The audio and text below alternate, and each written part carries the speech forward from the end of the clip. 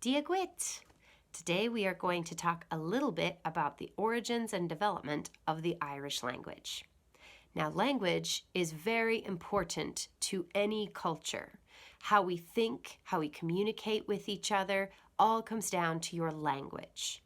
So understanding a culture is best done if you learn their language, and that will help give you a window into a whole new world.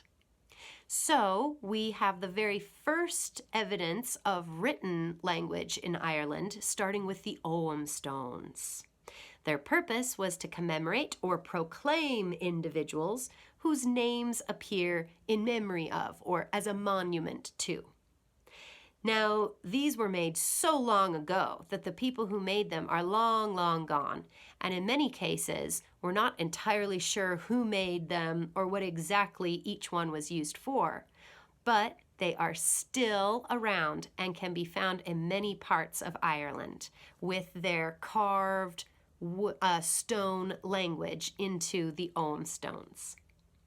Now, we have Old Irish, circa 700 to 900 AD, Middle Irish, 900 to 1200 AD, Classic Modern Irish, 1200 to 1600 AD, and Modern Irish, 1650 to the present. Historical linguistics is the study of how languages change over time. Because languages change, words become old-fashioned and are replaced. Forms are replaced by other ways of speaking. Present-day written forms of words often aren't the same as the way they once were. For instance, in the word night, like at night I sleep, the GH is no longer pronounced, but it once indicated a real sound. German Nacht is where you can still hear that sound. Whereas today in modern English, we just say night and don't include it anymore. So in Irish, we have a number of borrowings that have come from other languages. As the Irish came in contact with other cultures and other languages, they borrowed and adjusted some of those new words that they learned and made them part of their own language. For example, Latin. The Irish language was shaped by Christian influences by monks who settled and established monasteries and schools in Ireland. Latin was used to teach literature, law, history, and medicine. The monks shaped the Irish alphabet, giving structure to the language, and they wrote down local poems, history, tales, and mythological stories, of which there are very, very many. There are also a lot of borrowings from Old Norse. The Viking arrival of 1795 AD had a pretty big impact on Ireland. We have some loan words, but the Scandinavian had little effect on the syntax of the Irish language.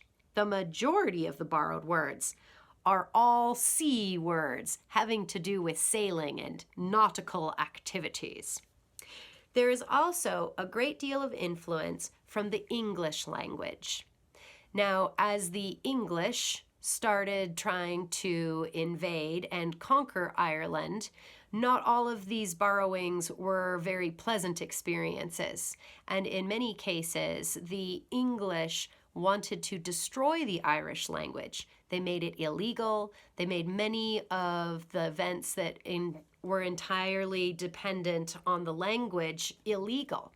So they didn't want young people to learn the language. They wanted them to learn English. And in fact, if you wanted a job, you had to speak English, and those who didn't weren't able to get some of those better paying jobs.